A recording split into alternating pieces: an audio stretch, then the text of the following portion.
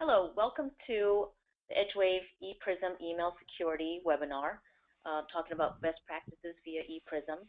I'm Chu Kim Iskett, CMO at EdgeWave, and today we'll be covering best practices, case study, as well as a quick demo of our ePrism product, and talk about also the security threat landscape as it relates to email security. I also want to introduce you to Tony Steffi, who's our Senior Sales Engineer, who comes with over 20 years of network and security experience, specifically in the last 11 years working with EdgeWave across our product suite and specifically the email security products. So Tony, let me pass it over to you. Thank you, Chu. This is Tony Steffi. I'm the sales engineer that will be doing the presentation today. And really what we're going to focus on is trends that we're seeing within the landscape of email security. We'll talk about the things that the ePrism is doing to address these evolving threats and changes. We'll take a look at the ePrism system itself. I know we've got folks on the call here today, some who have used the ePrism either currently or in the past or considering using it, and I think there'll be something in there for everybody in here, because email, let's face it, email security is the type of thing that's constantly changing and keeps us all on our toes responding to these evolving threats. So let's jump right in and take a look at some of the threats that are facing email. There's nothing specifically surprising on this list. Phishing, ransomware, spam, spoofing, these are all things that have been happening in the email environment. What's been changing over time is how these campaigns are working and the volume of them. And when we take a look at something like phishing, we've seen a significant jump in the number of phishing campaigns, particularly targeted to organizations. And that's frankly because there's been success on the part of the scammers with these types of phishing campaigns. It's typically a highly targeted type campaign, someone spoofing the CEO, trying to get a CFO or financial person to do something that benefits them and is dangerous to the company. So we're seeing that type of activity. That activity does become active, back down, and become active again. Last year was back to the top. Previous years backs off a little bit. Ransomware is another thing that's been happening in the world of email security.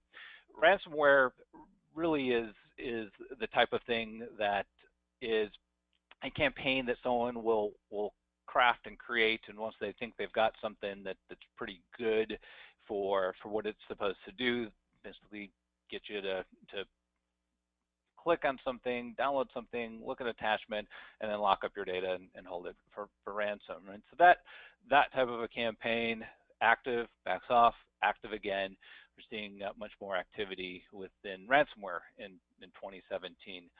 Spam, always something that is out there that we need to deal with. Usually spam is the one that's very much in the face of our end users, therefore it's very much in the face of our IT administration. Spam is consistently annoying over time. We'll talk to organizations like the Messaging Anti-Abuse Working Group. 85–90% of mail messages are ultimately rejected. A lot of that is just due to it being spam.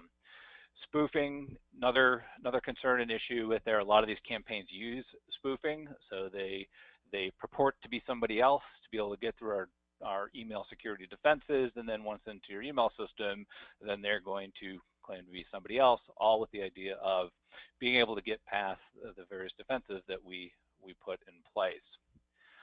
Phishing specifically, that is, it's an interesting beast out there, because phishing and the folks that launch these types of campaigns generally are trying to get your end users to do something before they actually have time to think about it.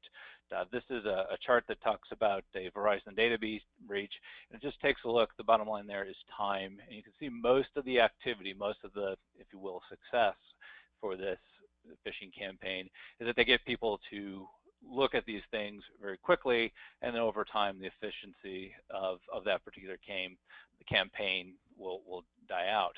The interesting statistic that comes out of this particular report is that only 3% of the people targeted actually reported that they had received this type of a phishing mail message. So what that tells us is that a lot of these campaigns that are targeting our email systems are flying under the wire. We may not have visibility into these as IT staff, and so it's important that we talk about being able to stop these things before they are coming in. Now, the reason why they do these types of phishing attacks, they're varied. Sometimes it's to deliver a payload. Sometimes it is the first step into a broader campaign, getting credentials, getting information about your network, and therefore, again, it can be a very, very small step in a larger process. But again, if we can break that chain early, then we're going to break that particular attack. Some other trends that we're seeing around email are related to just how email systems are working and are deployed out there in the enterprise. Office 365 is a big bit of news in that space. A lot of organizations are going to Office 365, so hosted Exchange, so that you don't have to have the on-prem infrastructure to be able to support that. We're seeing a trend of that as people move to there, and we're seeing a lot more people asking questions about how we integrate with Office 365, the types of things that we can do with Office 365, with inbound and outbound, archiving even as well. And it's the type of trend that we see that even for organizations that are larger organizations and they have infrastructure in place around on-prem Exchange, Office 365 still does crop up into those environments. There's an acquisition that brings it in, or there may be a new office that instead of having to put infrastructure out there for Exchange or the email environment, it's kind of much more straightforward to spin up an Office 365 instance for that organization, and away it goes. So even if you're not considered a true Office 365 shop, you can still start showing up in the periphery of the organization. So let's talk about a couple of best practices around the new email security landscape. And really the first one here is scanning. And that's scanning both inbound and outbound. Inbound, of course, has been around for quite a while. Outbound, when I talk to customers and prospects about what they're doing with email security, not everybody does outbound scanning. And there's some various reasons for it. Perhaps a previous product was throwing a lot of false positives, or it's just something that hadn't happened. But there's a lot of good reasons for doing outbound scanning. One is to have a good spam and virus check for your outbound flow of mail messages. That helps keep your domain off of real-time black hole lists. It also allows you to do some types of reporting. It also allows you to tap into some other additional features around email security, like TLS enforcement and end-user to end-user encryption.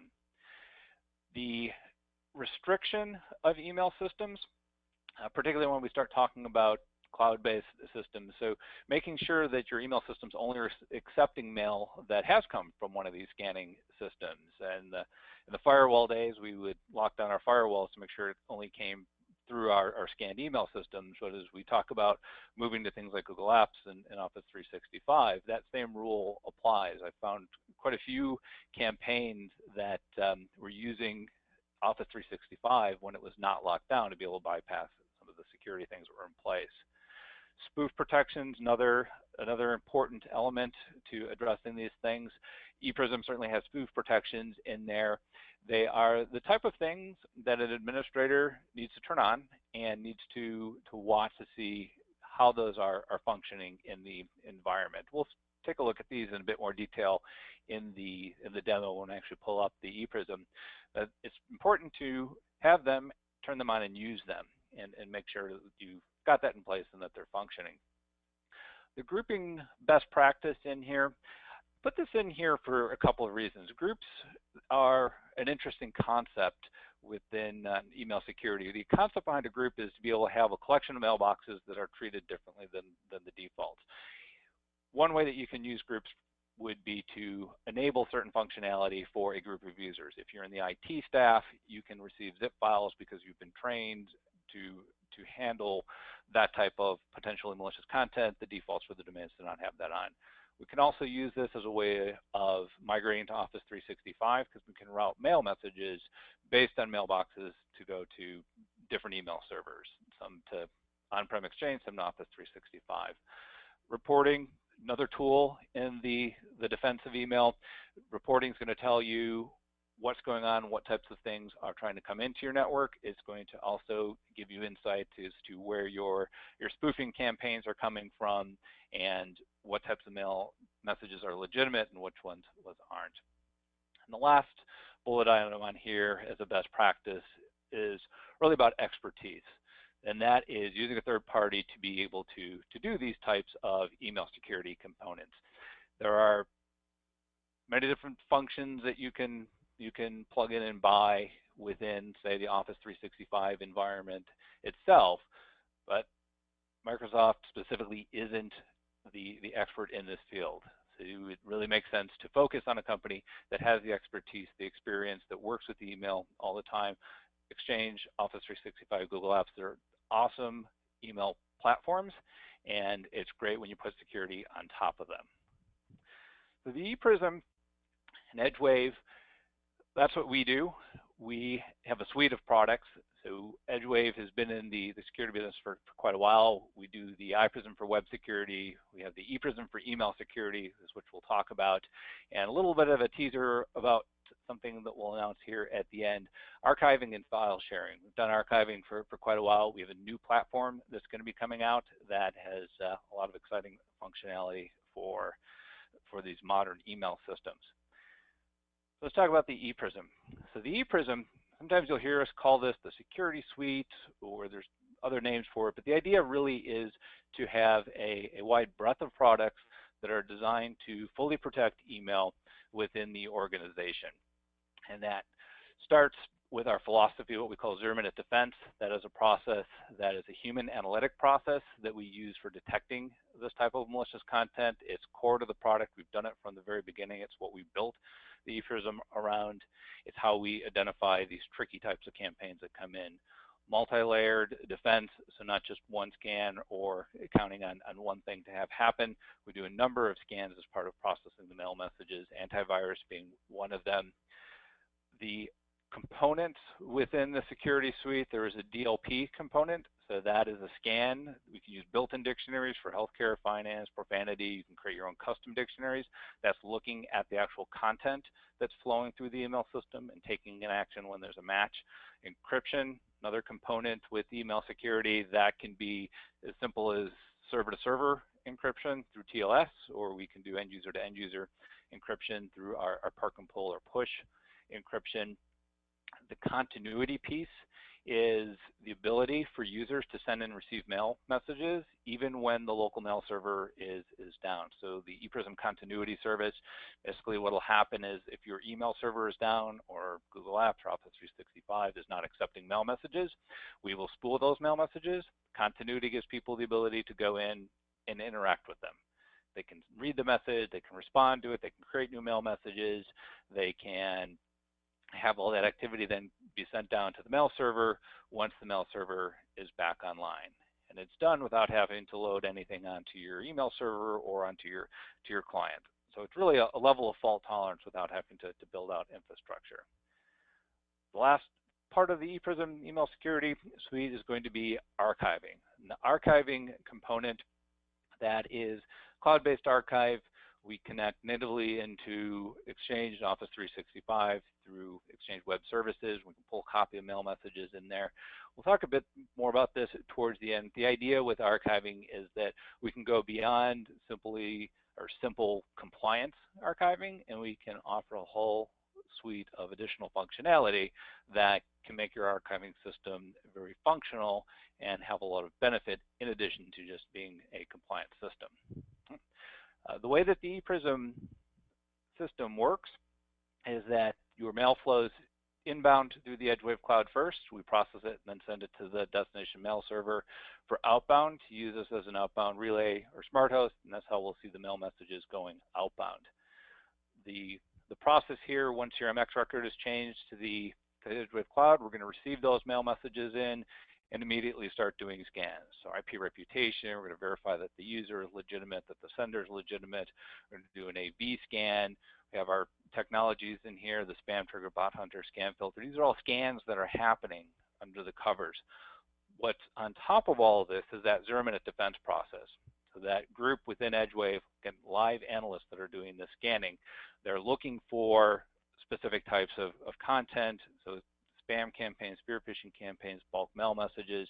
They get that in front of an analyst who looks at it, figures out what it is, writes a rule for it, puts that rule on the rule stack, and then they maintain it. So if that rule needs to change, they'll change it, and when it's no longer needed, they'll age it out. So there's typically 30 to 60,000 rules on that stack, just depending on what's going on the internet at any one particular time. The idea with this is that we want to start with a high degree of accuracy. So we're not getting false positives. We're not causing your end users to have to do a lot of whitelisting and blacklisting, or you as an administrator have to do a lot of binding and releasing of messages. All that's supported, but the idea is to start with a highly accurate identification of mail messages, including outbound. And a lot of times when I talk to people who haven't historically been doing outbound, it's because false positives were problematic for them. This process specifically minimizes the amount of false positives that you're going to get for mail messages going outbound. ePrism recently had a new release. We're always updating, developing, and making ePrism better. The 10.4.1 release from Q4 of 2016 had a couple of really significant new things that are out there. We, over the last year or so, have upgraded the core engine, if you will, of the ePrism system that's allowed us to plug in a lot of new functionality in there. And some of the first ones that you're seeing right off the top are new scans out there for application macros and JavaScript exploits within those mail messages. So there are two new specific scans for that type of content. We've got a new engine, Kaspersky AV engine in there that's running. There's some new processes. These are more behind the scenes for the 0-minute defense process, but now we're sampling and burst detection.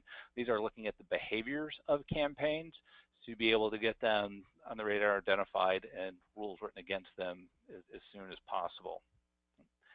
For folks who currently have the ePrism, if you go into your filtering options, you'll see two new options in there, the PDF JavaScript scan and the macro scan for Office files in there. And you can have that go in there and block and quarantine. You could also just do a markup if you just want to see what types of things that system would be catching in your environment. It's good. Turn on the markup. You can blank out the screen if you want and then see how that's running. All right, so let's take a quick look at the ePrism itself.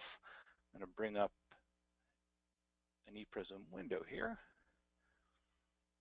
All right, so this is the ePrism administrative dashboard. When the administrator logs in, this is what you're greeted with. These tiles are customizable.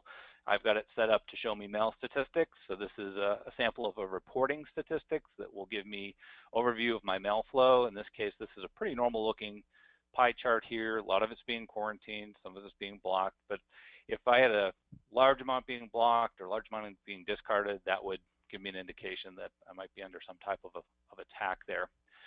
The process when you are setting up the ePrism, on a high level, we define inbound settings, we define outbound settings, and then we make our MX record changes. We can tie it into ePrism into an existing organization through LDAP, and we do many other niceties there. But high level, we set up your domain, we set up your outbound IP, and then we're ready to change MX records and smart host settings so that mail flows in and out of the system.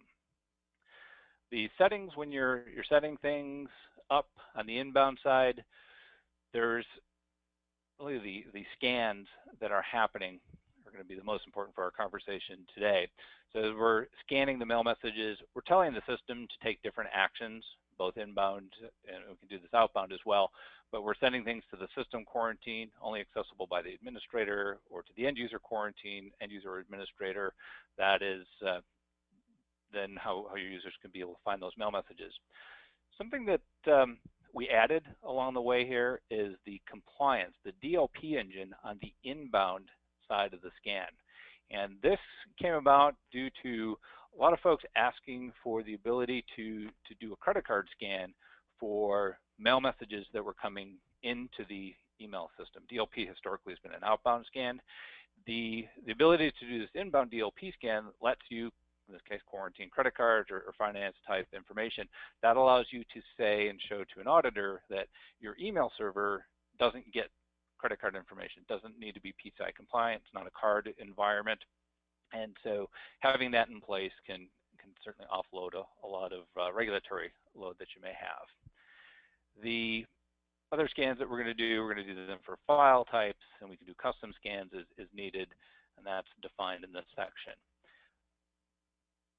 Down here under routing and session management, we're going to talk specifically about some of the scans around the spoofing and that type of malicious content that comes in.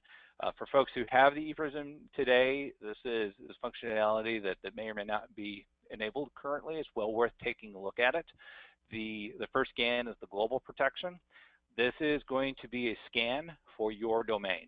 So this is the scan that's going to help address someone coming in saying, "Hi, I'm the CEO. You know, Mr. CFO, please go ahead and release that file or do that fund transfer," things like that. We will do that scan. If there's legitimate servers that can do that for your network, they're spelled out here. For domains other than your own, we'll do an SPF check. Again, make sure that the sender is allowed to send for the domain that they claim to be sending for. Another setting in here that can be useful for addressing secure delivery of mail messages, and this is part of the core product, and for folks who have the ePrism today, you can do this both inbound and outbound, that is lock down specific domains to require TLS. So we can say when we communicate to or from our bank or our finance institution or a partner that we do business with on a regular basis, that has to be done over TLS. If you can't do TLS, consider it non-deliverable, right? And if they're a legitimate business, particularly in finance, TLS is always going to be in place. If they're trying to spoof for some type of faux campaign, then those things may not be in place. And no one feature addresses everything, but we're adding levels of complexity so that we make ourselves less of a target. On the outbound side of things, when we're setting up outbound is a scan that folks don't necessarily always do. I really recommend that it is something that you do when you're setting up outbound scanning. If you have your own on-prem server, tell us your public IP address. If you're using Google Office 365, we call that a shared provider. We'll support that as well. What will happen on that outbound scan of mail messages is we're going to do scans similar to the inbound side. So we can block viruses, we can block spam. These are the things that'll get you onto a real-time black hole list. So you want to control that so your domain's not the one spewing out into the internet. DLP scans, there's other types of scans that you can do. So the encryption, either end-user to end-user encryption or TLS encryption, all functionality that you can add to outbound scanning. The last part we'll take a look at here in our quick demo is the reporting functionality. And I want to talk about reports and how they apply to security. There's two broad categories of the types of reports that one might want to run here. One is statistical, like we saw the pie chart that tells us, hey, what's going on with mail in our environment. And these types of reports are very good for giving you statistics on what might be happening in your environment. So this is kind of a typical profile here. But are you getting a lot of phishing attacks? Are you getting a lot of viruses? What types of content are coming in? It gives you an insight and a baseline for what's normal on your network. The other types of reports are going to be more around the actual auditing of the message trail. And there are reports like this advanced report that we can use to tell us interesting pieces of information about the mail flow. Let me back this up a couple of weeks. And the interesting part comes when you start clicking these buttons here. So I can, instead of saying show me everything, just say show me what's interesting. I want to see phishing, I want to see spoofing. And then I want to know what countries that comes from. I want to know what name they claim to be and tell me their IP address. because I'm curious. And so a report like this will give you an insight as to what's going on. So here's my phishing attack, and here's my spoofed mail messages. So this one had a virus, or this was phishing, so I didn't even keep that one. And we can get into what might be happening with this. So this is a spoofed mail message. So this is quarantine because it's spoofed, and that whoever's doing the marketing there is sending out with an incorrect SPF record. But we can sort this in different ways and figure out what's coming from Russia versus what's coming from other parts of the world. And this type of feedback is useful. And if someone's trying to use this type of a campaign as one of the first steps to a larger campaign, you'll see the source country and IP address and be able to then follow that through your systems and logs.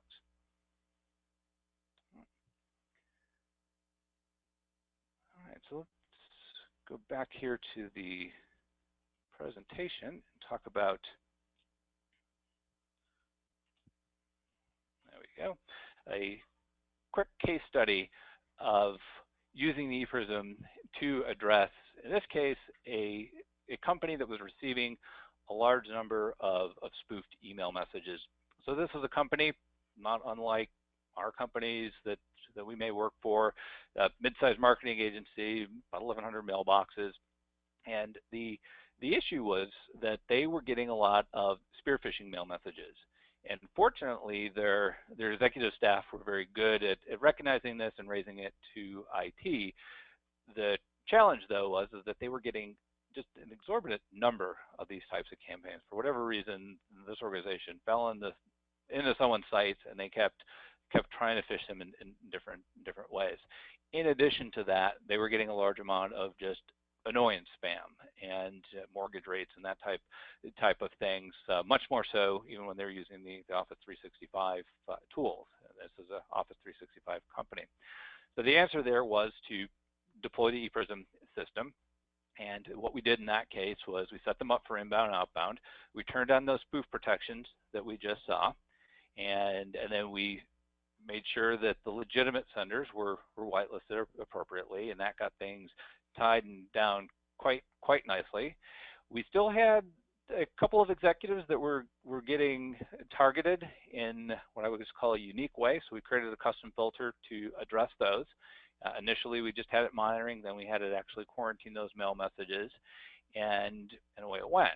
Now, they were still on occasion getting campaigns that were getting through, and to my eye, things that we would have caught easily. I wasn't quite sure why that was happening, and what it turned out to be is that Office 365 wasn't properly locked down. So the format that Office 365 uses, it's an easily guessed MX record, and so even if your official MX record doesn't reflect it, spammers can go directly to Office 365 and send mail messages. That can be locked down, and as long as you do that, then it'll just start discarding those messages. In this case, that hadn't been done. All of this was seen through the reporting. So we used the reporting, and that's how we figured out what was going on, to see, hey, this mail message was processed by us, it wasn't, and we got that tied in so that they could have a much reduced spam load in their environment and have a much more cleaner email flow. So in summary, with the ePrism, the idea behind the ePrism is that it is a complete email security solution. So it's not just scanning, it's not just encryption, it's designed to fully protect the SMTP protocol in your environment. Some folks start with the whole suite up front. Other times we add things as needed. So maybe you have inbound filtering today, but 6 months from now, your accounting department comes to you and says, hey, we have this requirement, we need to do secure delivery, and you say, okay, well, I can do TLS, does that work? You know, if not, then, hey, we've got park and pull. Contact your EdgeWave account rep, we need this new feature, you turn it on, and away it goes. It's up and running in moments. You don't have to try to figure out how to integrate another entity into your mail system. It's all part of the system. Zero minute defense, that human analytic process makes us responsive. No matter how tricky someone may get, we've got trickier human beings on our side that are looking at this to be able to address these different types of campaigns. The system itself can be deployed in a couple different ways. It's designed as a cloud-based system, but we do have an optional on-prem appliance that is effectively an extension of the EdgeWave cloud. It's a managed appliance, and we can use it exclusively or in combination with the cloud. So if you've got some questions about how you want to deploy, let your sales rep know, and they'll get myself or one of the other sales engineers involved, and we'll help figure that out for you. The setup of it is designed to be very straightforward, so that the UI, easy management with the system. The flow and transition from what you have today to the ePrism system, straightforward. We can turn things on and off as needed. The idea is that it's straightforward. Yourself, other administrators are going to get up to speed with it very, very quickly. Our tech support is US based, and it is 24/7. So if you contact our tech support by telephone, by chat, by email, you're talking to EdgeWave employees, they talk to the NOC, they talk to development, things get resolved very, very quickly. All right, one last slide before I turn it back over to Chu, and that is to give you a sneak peek at our next archiving platform.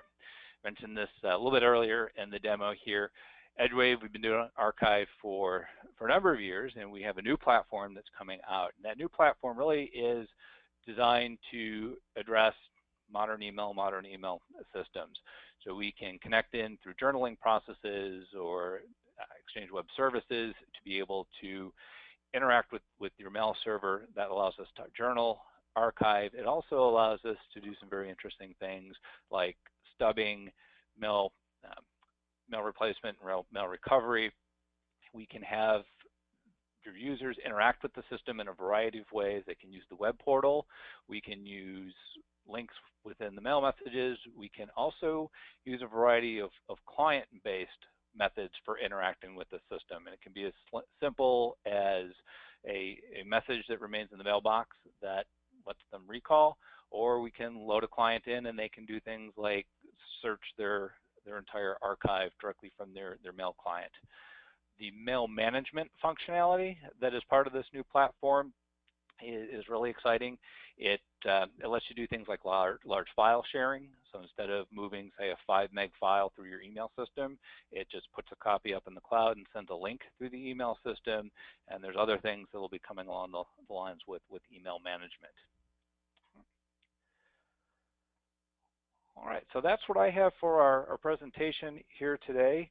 I will turn things back over to Chu. Thank you very much for your time and attention. And I believe Chu has a Q&A session for us. Chu? I do, and thanks, Tony. Appreciate the time that you spent to do the presentation, and I'm getting questions already coming in, and I open it up for others to go ahead and put questions into the question feature of GoToWebinar, and then we'll field a handful of them right now. Let me start with a question around, this is from a current customer. What version of ePrism do you need to be able to get the the macro and PDF scanning options in terms of reporting? Sure. So that is 10.4.1 that will have that version in there. Now it touches on a small nuance, and I'll try to stay out of the weeds on this one, but can always dig into it more as needed. So that macro scanning, the JavaScript and macro scanning, that is functionality that runs on top of what we call RO6, which is that underlying operating system platform upgrade that we've been doing over time. If you are cloud-based, you have it. It's that simple. If you're hosted, if you go to portal@edgewave.com and that's where you log in, then it is there. If you are running one of the dedicated appliances, so that optional way we have deploying it through a MAG, a Message Assurance Gateway appliance, that appliance needs to be running RO6 in order for it to support that functionality. There are some older devices out there that haven't been upgraded because the really old devices need to have memory added to them. So if maybe the quick way of saying that, the TLDR of all this is that you should have it today. If you don't, contact your sales rep or tech support, and we'll figure out how we get you there. Okay. Okay. We have a few pricing questions that have come through, and what I will do is take those as a one-off. I just want to let everyone know individually for the various products. So we've got an email question as well as an archiving question. So we'll follow up with those individuals separately. We do have a question around the compliance filter. So the DLP, is that a separate license feature or is it included? I'll go ahead and answer that one, which is it's part of our email security suite, so you can add it actually as an individual license, or it is included in our full suite, which also includes encryption as well. Then we've got another question around does ePrism have the ability to take links within the emails and rewrite them before delivery, or in other words, be able to test out the URL and redirect if it's safe? Right, okay. So there's a number of scans that we do as part of the process of processing the email message around the actual URL that's in the message. Now, one of the interesting things about EdgeWave is that we have been for a very, very long time a web security and an email security company. That gives us a unique position to be able to address both email and web security threats and when they're combined. So we have another group that called the iGuard group, similar to the Zero Minute Defense group. Another group of live analysts that are always looking for malicious content, different types of web-borne content. So that group is using their feeds and discovery methods to find the ways that that type of malicious content comes in. We also are scanning the URLs as part of processing the mail message. And so that type of campaign that is a malicious campaign, we are scanning that, or it's getting scanned as part of processing the mail message. Now that's all happening before the mail message is even kind of end user facing. The end user facing pieces to this is that we can rewrite the URLs within the mail message to effectively break them, right? If we go back to that phishing slide there, you saw that most of the phishing activity happens right away, right? Because the idea behind a phishing campaign largely is to get someone to do something before they think about it. And so what we're doing is we can disable hyperlinks, where we're taking out the links and making it so that if you want to get to something, you have to copy and paste it, and then you can get to it. But that process becomes a much more intentional process for the end user. But by and large, most of all that scanning is happening beforehand. The rewriting process that McAfee kind of pioneered or did was really kind of unique to what they were doing. I frequently think of that as an email solution to a web security problem, but it tends to introduce delays and break things that you don't want breaking. So we find that the way that we do our scans as part of processing, and that ability to disable URL and image links as part of processing, to be quite effective. Thanks, Tony. We've got another question. We have someone interested. Can you go over the spoofing setting just one more time, just for clarity? Sure. So actually, let me pull it up here so that we can actually look at it. So the spoofing setting that is in the domain. Come back over here. So there's two primary spoof protections or checks that we're doing in here. One is for the domain itself. So in this case, this is a domain that's called TonySteffi.net. So if someone was coming in saying, I am CEO at TonySteffi.net, this spoof protection is going to quarantine that. It's going to say that I shouldn't be getting an email from the internet that is actually claiming to be the inside domain. So we'll do that spoof protection. Now there are legitimate cases where you do want that to have happened. You know, if I had a marketing server out there somewhere on the internet and it was sending on behalf of, you know, coupons at TonySteffi.net, I would want to be able to receive those. And so that's what you see for these IP addresses in here. We're saying that these are the legitimate senders who can send on behalf of my domain. But as the administrator, I've specifically allowed them. Everyone else is going to continue to get quarantined. The spoof protections then, or the other one is going to be the SPF check. So the SPF check, this is saying when we're processing the mail message, we're going to check to see if the SPF record is there, and if it is the sender a valid sender for that specific domain. And there's two levels of this check. We can check it when the mail server first attempts to send the mail message, and then we can also look in the header to see if if it is the same, or excuse me, if the claimed from field has a valid SPF record. Maybe I didn't say that as clear as I'd like to, but basically this is saying at the transport layer, when you're first connecting in, is that server allowed to send? And then when you actually give us the data, is that server still allowed to send?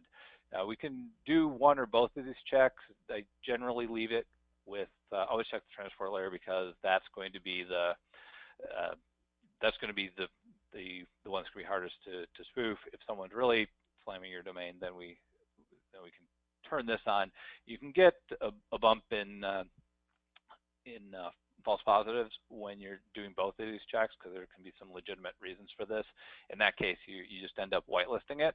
But at the when I start folks out with their domain, this is how we do it. Turn on your protection, turn on your SPF check, and then the reports, by the way, will help you find if there's legitimate senders for your domain. So you just kind of let it run for a day, run a report, and you go, oh yeah, we do have that marketing server out there. Otherwise, you can just wait for your marketing team to ask why things are being quarantined. Hopefully that answered the question. If we want to go into, we can certainly go into more detail as well, and maybe do that one-on-one if there's still questions. Thanks, Tony. We've got a question: does each smart host for multiple outbound IPs need to be entered in Exchange? So I know the answer to this. I'm actually pausing to think of how deep I want to go down that particular path. So what they're referring to is that when you are setting up your outbound, we're going to give you a host name to use as your smart host. And it depends, like all great IT answers, it depends, right? So if, in this case, if you're on-prem with an on-prem email server, you're going to have a host, and that's what you use as a smart host. Effectively, under the covers, kind of all these point to the same destination. So we can get away with one rather than one, because this actual A record points to multiple hosts within the system. So it is possible to use one, and I guess maybe beyond that, it's a bit more of a conversation about what's specifically going on. If you are using Google Apps, or if you're using Office 365, it is just a single host. In those environments, when we're doing outbound, then maybe show you this one. It goes to just a single host. It's a parsing system within the EdgeWave cloud that will figure out who you are and what rules should be pointed to that. In the Google Apps world, we use non-standard IP ports. Got another question. To enable the domain requires to use TLS. Does this require a license, or is it included? It is included in the core product. So you have, if you have ePrism today, you have TLS Enforcement today. Right. Okay, great. Yep. Thanks for showing on that one. Here, I'm doing this outbound here, so it's under, just for the folks who have that. Inbound and outbound, it's in the same place. It's under routing and session management, and then it's a delivery exception. So you put in the domain and tell it to always use a trusted certificate, and that's how you get it.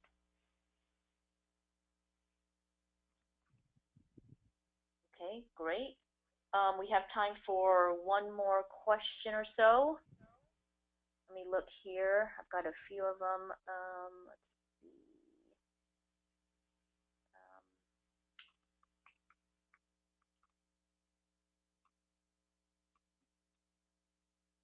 How does encryption service work?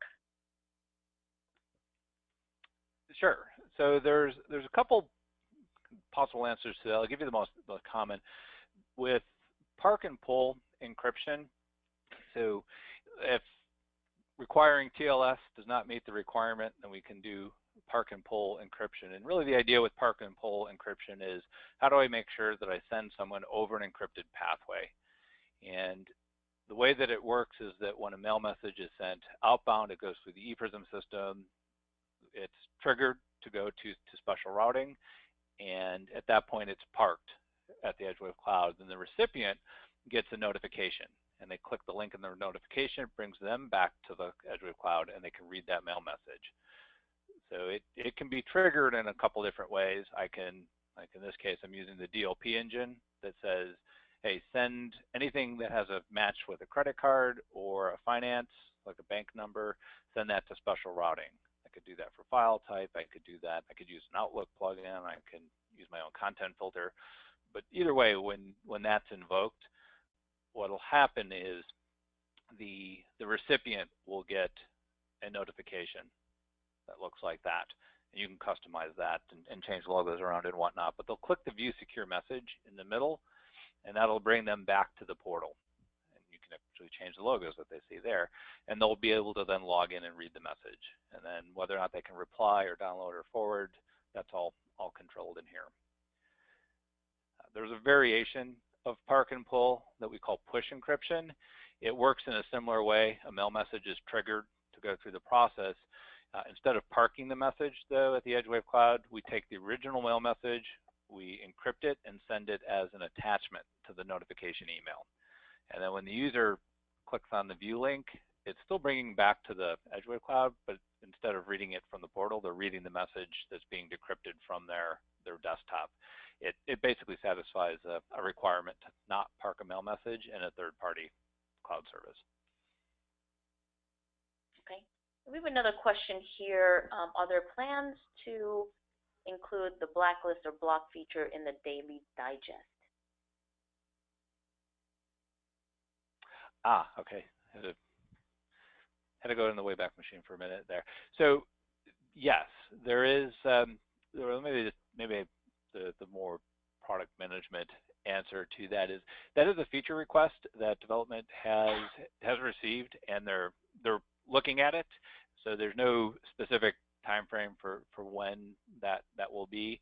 Over time, we did add functionality into the digest email. The ability to whitelist, and whitelist was one of them, and whatnot. But they are talking about being able to add that functionality. Don't have a specific time frame for it, though. What is smart protection, and do you recommend enabling it? Yes. So the smart protection, that's the protection that says if a mail message is coming from the internet, we're going to quarantine it if it claims to be your inside domain. So that's that example of, hey, my domain is called tonysteffi.net, and if some random stranger on the internet says, hi, Joe CEO at tonysteffi.net, that message should never be coming from the outside internet. That should be coming from only from the inside. And so that's what that Smart Protect is doing.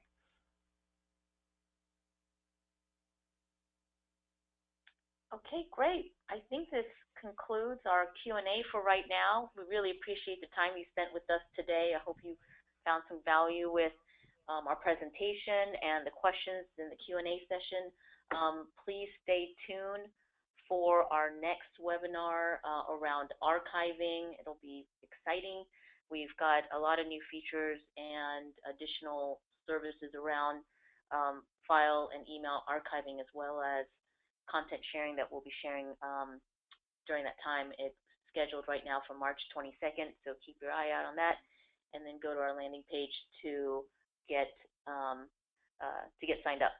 Thank you again.